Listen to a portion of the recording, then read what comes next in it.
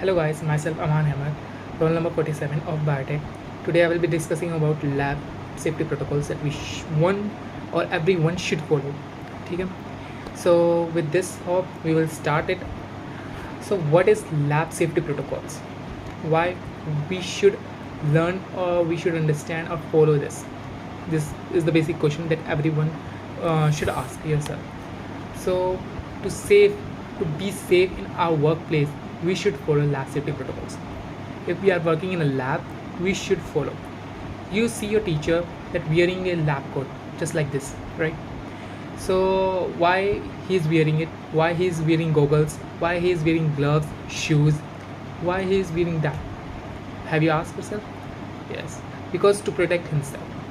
You also know this.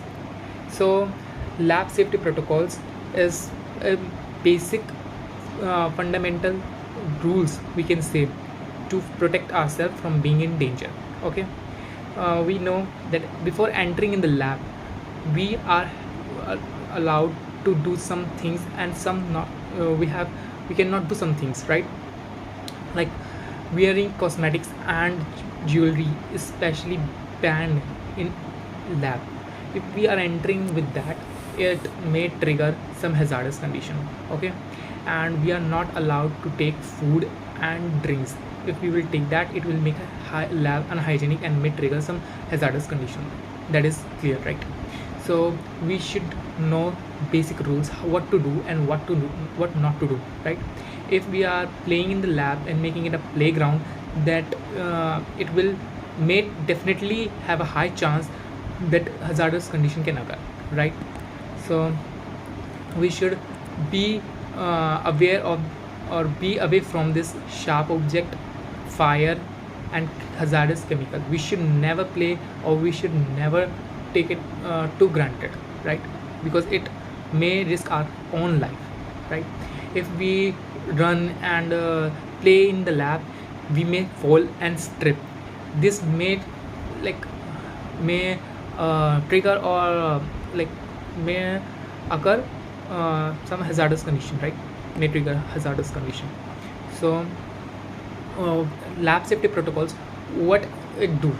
Basically it helps us to identify the risk, how the hazardous condition is, whether it is severe or moderate. The level of it we can identify with the lab safety protocols, and it help to reduce the risk also.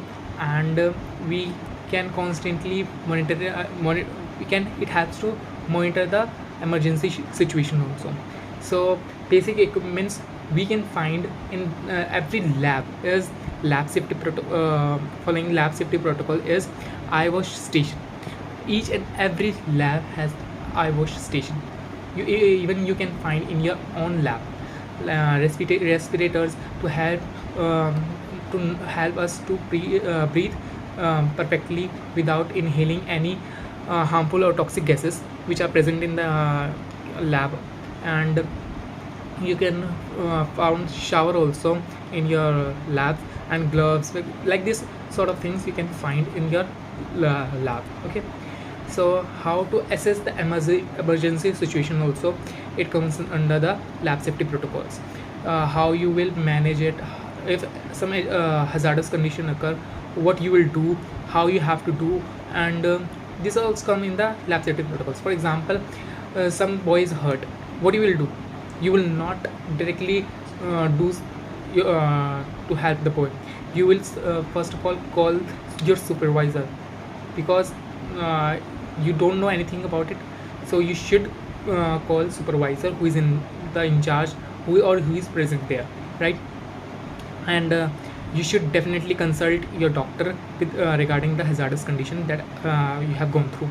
All right, now with the conclusion we can say that lab safety protocols tell us to be safe and be prepared and protect yourself from hazardous condition that will occur in your or that may occur by the uh, mistakes you have done, or by the chemicals which may trigger some severe condition, or you may risk your own life. So with this hope that you will be safe, and I will be telling you a small story or incident that occurred in Chernobyl because the supervisor didn't follow lab safety protocols, and that has caused thousands and millions of lives. It's still present, radiations are still present because they didn't follow actually lab safety protocols, and because of this, many firefighters, many scientists, the, the people who are involved or around the area have lost their life. So we should be aware of what hazardous things are, what are the what are the risks and what are the impact. So we should able to identify the risk.